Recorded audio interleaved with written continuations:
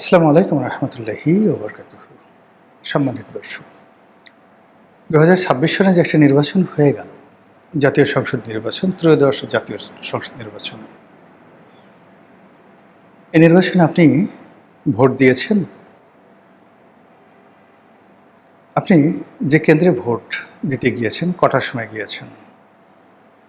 ওই কেন্দ্রে মোট ভোটার সংখ্যা কত ছিল? আপনি যখন গেছেন তখন কতজন ভোটারের উপস্থিতি ছিল? দিন শেষে ভোটের যে ফলাফল যখন বের হলো, আপনি কি সেখানে উপস্থিত ছিলেন? তারপর রাতে যখন ভোটের ফলাফল আপনি দেখলেন, ভোটার উপস্থিতি দেখলেন, এবং যেভাবে জয় এবং পরাজয় নির্ধারিত হলো, তাতে করে আপনি কি হ্যাপি, খুশি? যদি খুশি থাকেন আলহামদুলিল্লাহ, আর যদি খুশি না থাকেন তাহলে আপনাকে দায় পরিশোধ করতে হবে। কি দায় পরিশোধ করতে হবে সেটি নিয়ে কথাবার্তা বলছি। প্রথমত হলো যে আমরা আমাদের এই সমাজে অনেক কিছু আমরা জানি, অনেক কিছু আমরা বুঝি, কিন্তু আমরা বলি না। অনেক সত্য আমরা জানি, কিন্তু আমরা সেটা প্রকাশ করি না। কেন করি না? অনেক কিছু হারানোর ভয়ে। কেন করি না? আত্মমর্যাদার কারণে। কেন করি না? নিজেদের ভিতরকার যে ক্লেদ, মানে কাদা, এটা বাইরে আনতে আমরা চাই না। আমরা 2014, 18, এরপর 2024 যে এক একটা নির্বাচন নামে যে প্রহসন, তার চাইতে শতগুণ ভালো একটা নির্বাচন 2026 সনে হয়েছে। এটা সত্য। 2 নম্বর হলো, অতীতের নির্বাচনগুলোতে যে সহিংসতা হয়, মারামারি হয়, কাটাকাটি হয়, দৃশ্যত আমরা এই ধরনের কোনো খবর পাইনি। বিচ্ছিন্ন কিছু ঘটনা ছাড়া পুরো নির্বাচন প্রক্রিয়াটি ছিল শান্তিপূর্ণ। কিন্তু এখানে যে সমস্যাগুলো আমাদের দেখা দিয়েছে সেটা হলো, এই নির্বাচন ঠিকমতো হবে না। নির্বাচন ডক্টর মোহাম্মদ ইউনূস দেবেন না। দেশের যারা পলিটিক্যাল এক্সপার্ট, তারা বলতে গেলে 100% তারা সবাই বলেছে যে ডক্টর মোহাম্মদ ইউনূস নির্বাচন দেবেন না, তিনি ক্ষমতা ছাড়বেন না। এতগুলো মানুষ তো জ্ঞানীগুণী মানুষ, ভুল হতে পারেন না, তারা সবাই সঠিক। এখন তাহলে প্রশ্ন হলো, তাহলে নির্বাচন তিনি দিচ্ছেন কেন? বিভিন্ন কারণে দিতে পারেন। প্রথম কারণ হলো, অল অন এ সার্টেন এমন কিছু ঘটনা ঘটে গেছে পর্দার আড়ালে, তিনি নির্বাচন দিতে বাধ্য হয়েছেন। অথবা অল অন এ সার্টেন এমন কিছু ঘটনা ঘটে গেছে, তার কাছে মনে হয়েছে তিনি ক্ষমতায় থাকলে তার যে লাভ হবে, তার চেয়ে বরং একটা নির্বাচন দিয়ে তিনি যদি ক্ষমতাটা হস্তান্তর করেন, তার চেয়ে বেশি লাভ তার হবে। আদারওয়াইজ ডক্টর মোহাম্মদ ইউনূস সম্পর্কে যারা পলিটিক্যাল অ্যানালিস্ট, তাদের যে বক্তব্য, আমি মনে করি দে ওয়ার রাইট। এবং এখানে ডক্টর মোহাম্মদ ইউনূসের এই নির্বাচনের পর যা কিছু ঘটছে, তার স্বার্থ, তিনি যখন ক্ষমতায় ছিলেন তখন তার স্বার্থ, ব্যক্তিগত স্বার্থ যতটা না নিশ্চিত ছিল, তার সাথে বেশি নিশ্চিত হয়েছে বা হবে, এটার যে গ্যারান্টি, সেই গ্যারান্টি না পেলে তিনি নির্বাচন দিতেন না। এই গেল একটা। 2 নম্বর হলো যে এখানে বিএনপি সুন্দর সময়, সঠিক সময় নির্বাচন হবে, তারপরে কোনো চক্রান্ত নাই, এই কথাগুলো নিয়ে তারা কখনো আশ্বস্ত হতে পারেনি। বরং নির্বাচনের একেবারে 3-4 দিন আগেও প্রধানমন্ত্রী বলেছেন যে অনেক চক্রান্ত চলছে পর্দার আড়ালে। যত সহজ মনে করছেন তত সহজ নয়, অনেক খেলাধুলা এখনো বাকি আছে। কথাগুলো শুনেননি?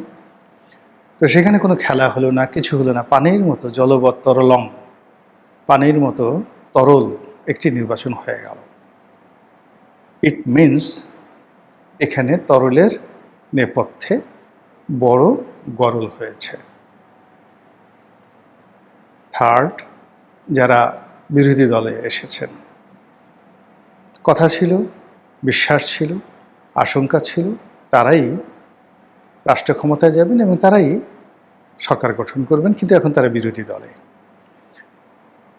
তো এই যে তারা যে বিরোধী দলে এলেন, এটা তাদের সহজে মেনে নেওয়ার কথা নয়।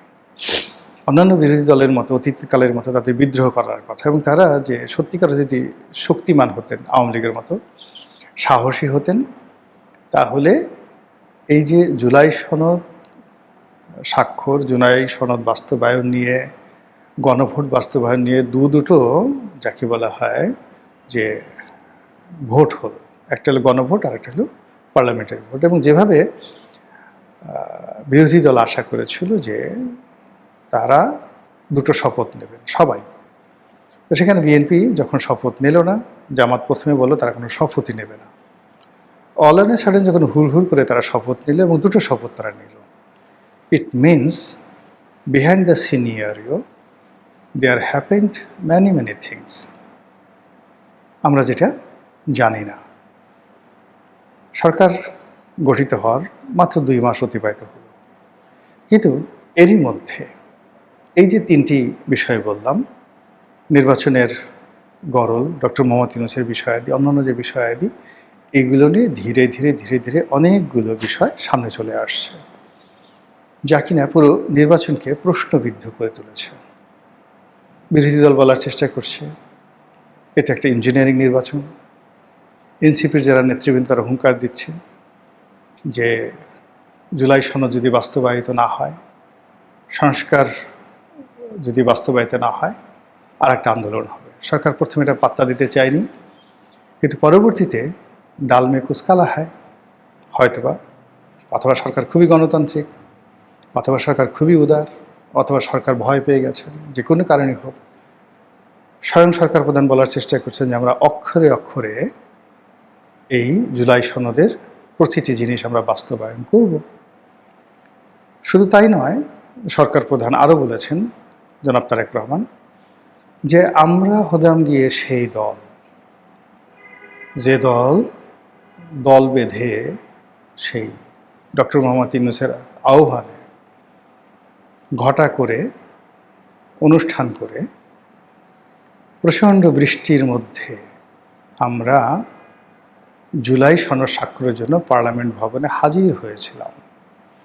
আমরা যখন হাজির হয়েছিলাম, এনসিপির যারা লোকজন যারা এখন জুলাই সনদ বাস্তবায়ন চাচ্ছে তারা স্বাক্ষর করেননি, তারা মনের দুঃখে কক্সবাজার চলে গিয়েছিলেন। তাদের মাস্টার মাইন্ড, তাদের বস জামাত প্রথমে স্বাক্ষর করতে চায়নি, কিন্তু পরে আবার তারা স্বাক্ষর করলো।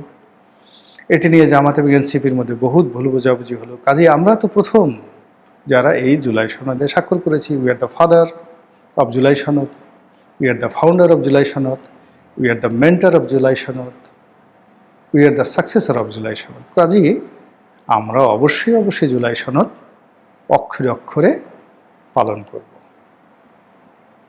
তো বিরোধী দল বলছে যে অক্ষরে অক্ষরে লাগবে না, প্রতিটি বাক্যেও লাগবে না, পৃষ্ঠায় যা লিখে আছে ওটা আপনারা বাস্তবায়ন করেন। তো এই যে বাহাস যত চলছে, ততই নির্বাচন নিয়ে প্রশ্ন আসছে যে আসলে নির্বাচনটি কেমন হয়েছে, হঠাৎ করে নির্বাচনটি হলো কেন, আর এই নির্বাচনে সত্যিকার অর্থে কারা জিতেছে। মানে আমরা যা দেখছি, যেখানে বিএনপি অনেকগুলো সিট পেয়েছে, জামাত তারা অভাবনীয় সফলতা লাভ করেছে, শান্তিপূর্ণ পরিবেশে পার্লামেন্ট বসেছে, আলাপ আলোচনা চলছে, এবং এখন পর্যন্ত আপনি রাজনীতির ময়দানে যা কিছু দেখছেন, খুব মোটা দাগে আপনি সমালোচনা করার মতো তেমন কিছু নয়, সব কিছুই সিস্টেমেটিকভাবে চলছে। তাই যদি হয় তাহলে মানুষের মনে হাসি নেই কেন? তাই যদি হয় তাহলে যারা কর্তা ব্যক্তি তাদের মুভমেন্টে কেন এত জড়তা? কেন জাতি ঘুরে দাঁড়াতে পারছে না? কেন চারিদিকে এত ফিসফাস হচ্ছে? কেন নির্বাচনকে আবার সামনে এনে একে অপরকে কটাক্ষ করার চেষ্টা করা হচ্ছে? কেন বিরোধী দল বলছে যে বর্তমান সরকার আওয়ামী লীগের চেয়েও খারাপ, শেখ হাসিনাকে তারা অনুসরণ করতে চাচ্ছে? কেন তারা এই কথাগুলো বলছে? আবার সরকার প্রধান বলছে যে সাবেক স্বৈরাচারের ভূত মানে শেখ হাসিনার ভূত বিরোধী দলের নেতা বা বিরোধী দল তাদের উপর ভর করেছে? কেন এই সকল কথাবার্তা বলছে? তাহলে আমরা যে পর্দার সামনে যে বিজয়ী যে গ্রুপটিকে দেখতে পাচ্ছি, তারা কি আসল বিজয়ী নন? কিংবা যাদেরকে আমরা পরাজিত হয়ে বিরোধী দল হিসেবে দায়িত্ব পালন করতে দেখছি, তারা কি আসলে পরাজিত নন? নাকি কেউ সুতো ধরে টানছে, বা কেউ খেলছে, কেউ নড়াচড়া করছে? কিংবা এই যে একটা রাজনীতি, ইংরেজিতে একটি শব্দ রয়েছে, ট্রাম্বলিং ইন ফেয়ার, কাঁপতে থাকে, থরথর করে কাঁপতে থাকে। কখনো আনন্দেও থরথর করে পতপত করে কাঁপতে থাকে, যেমন ঘুড়ি, মৃদুমন্দ বাতাসে গাছের পাতা, ফুল, এগুলো সব কাঁপতে থাকে। তো এগুলোকে ট্রাম্বলিং বলা হয় না। যখন ভীত সন্ত্রস্ত হয়ে, তারপরে মৃত্যু ভয়ে প্রকম্পিত হয়ে কাঁপতে থাকে, ওটাকে বলা হয় ট্রাম্বলিং ইন ফেয়ার। আমাদের যে রাজনীতি, সে রাজনীতি তো পুরনো, বহুদিনের পুরনো। সেই রাজনীতির কম্পনে দেশের প্রতিটি মানুষ বুঝতে পারে। সেক্ষেত্রে গত এই 2 মাস, তার আগের 17-18 মাস, সব মিলিয়ে যে 20 মাসের যে সময়, কেন পুরো রাজনীতির অঙ্গন কাঁপল? কেন একটা সময় বিশ্ববিদ্যালয় থেকে বলা হলো 1, 2, 3, 4 তারেক রহমানের, টিনের চালের কাউয়া তারেক আমার, আবার এখন তারা বলছে তারেক আমার আব্বা, তারেক আমার সব কিছু। এত দ্রুত কেন কাঁপছে? যখন একজন জামাতের আমিরকে বলা হতো অলি আল্লাহ, গাউস কুতুব, টাটকা অলি, সময়ের ব্যবধানে এখন কত বাজে কথাবার্তা বলা হচ্ছে। এই কয়দিন আগে দেখা গেল সারা বাংলাদেশ চালাচ্ছে ইল্লু, পিঙ্কু, প্রথম আলো পুড়িয়ে দাও, ওটা করো, ওটা ধরো, ওকে অ্যারেস্ট করো, আনিস আলমগীরকে অ্যারেস্ট করো। নো ইল্লু, নো পিঙ্কু। কেন এত উত্থান, কেন এত পতন? এত দ্রুত নায়ক তৈরি হয়, এত দ্রুত খলনায়কে পরিণত হয়ে যায়। তো সেই দিক থেকে রাজনীতিতে এই যে গত 2 মাসে আমরা যাদেরকে বিজয়ী হিসেবে দেখছি, তারা কি আসলেই বিজয়ী? যাদেরকে বিরোধী দল হিসেবে দেখছি, তারা কি আসলে বিরোধী দল, নাকি গোপন কোনো সমঝোতার ফল? কিংবা যেটাকে আমরা সমঝোতার ফল বলছি, সেটা কি নতুন আর একটা যুদ্ধের প্রস্তুতি, আর একটি আন্দোলনের হুঙ্কার? আমরা যে আওয়ামী লীগকে হিসাবের বাইরে রাখছি, সে আওয়ামী লীগের আবার কি প্রত্যাবর্তন হবে? যে শেখ হাসিনাকে আমরা এখন ধর্তব্যের মধ্যে রাখতে চাচ্ছি না, সে হাসিনা কি আবার পুনর্বাসিত হবে? নাকি সেই যে রংপুর থেকে জাগোবাহে কণ্ঠে সবাই বলে আবার কোনো আবাবিল পাখির দল নতুন কিছু নিয়ে, নতুন কোনো দাবি দেওয়া নিয়ে আমাদের রাজপথ প্রকম্পিত করবে? কথাগুলো বলছি এই কারণে, সময়টা আন্দাজ করা যাচ্ছে না। আমাদের কর্ম এবং একই সঙ্গে প্রকৃতি, একই সঙ্গে আন্তর্জাতিকতা, একই সঙ্গে যুদ্ধ, বিগ্রহ, আঞ্চলিক কূটনীতি, দেশের মধ্যে পাহাড় সম নানা রকম সমস্যা, সব মিলিয়ে আমাদের সবার বিশ্বাসকে তছনছ করে দিয়েছে। আর বিশ্বাস যখন তছনছ হয়ে যায়, মানুষ ঠিকমতো দেখতে পারে না, মানুষ ঠিকমতো বুঝতে পারে না, মানুষ হাতড়াতে থাকে, মানে হাত দিয়ে খুঁজতে থাকে। সে ধরুন আপনি ডুবে আছেন পানির মধ্যে, কিন্তু আপনি দেখতে পাচ্ছেন, আপনি হাত দিয়ে মাছ ধরার চেষ্টা করেন, হাতড়াতে থাকেন। অন্ধকারের মধ্যে মানুষ যেভাবে হাতড়াতে থাকে, আমরা এখন এই শহরে হাতড়াচ্ছি কোথায় ডিজেল আছে, কোন পেট্রোল পাম্পে গেলে 10 লিটারের পরিবর্তে 20 লিটার তেল পাওয়া যাবে, কোথায় গেলে 2 ঘন্টা, 4 ঘন্টা, 10 ঘন্টা, 20 ঘন্টা অতিক্রম করার পরে, বসে থাকার পরেও শেষমেশ তেল পাওয়া যাবে। আমরা হাতড়াচ্ছি সবাই। আজকে আসছিলাম, আব্দুল তুষারের গাড়িতে আমাকে নামিয়ে দিয়ে গেল আমার বাড়িতে। সে খুব বিনয়ের সাথে, টেলিভিশন ব্যক্তিত্ব, কাকে যেন রিকোয়েস্ট করছিল যে ভাই আমাকে 10 লিটার একটু তেলের ব্যবস্থা করে দেন, আমার 10 লিটার তেল হলে আমি একটু চলতে পারি। এরকম একটি অবস্থা। এটা হয়ে গেছে, এটা তো আসলে আমাদের হওয়ার কথা ছিল না। কিংবা এর বাইরে আরও অনেক সমস্যাগুলো, যেগুলো মানে সমাধানের কোনো পথ নেই, আমরা শুধু হাতড়াচ্ছি, কি হবে? অনেক বড় বড় মানুষ, এক বন্ধু খুব মানে গুলশানের মতো জায়গাতে যে ৪,৫০০ স্কোয়ার ফিটের একটা অ্যাপার্টমেন্টে থাকে আমার এক বন্ধু। তার অ্যাপার্টমেন্টের দাম কত ধরুন ২৫,০০০ টাকা করে যদি হয়, তাহলে কত টাকা হয়? প্রায় অনেক টাকা তো, তাই না? প্রায় ১২ থেকে ১৫ কোটি টাকার তার ফ্ল্যাটের মূল্য। ওই ফ্ল্যাটে সে ২০ বছর যাবত আছে। তাহলে বুঝেন তার সামাজিক অবস্থা, অর্থনৈতিক অবস্থা কোন পর্যায়ে। সেই মানুষ আমাকে বলল, দোস্ত, ভীষণ রকম বিপদের মধ্যে আছি, মাত্র ৫০,০০০ টাকা আমাকে হাওলাত দাও, তুমি কি পারবা?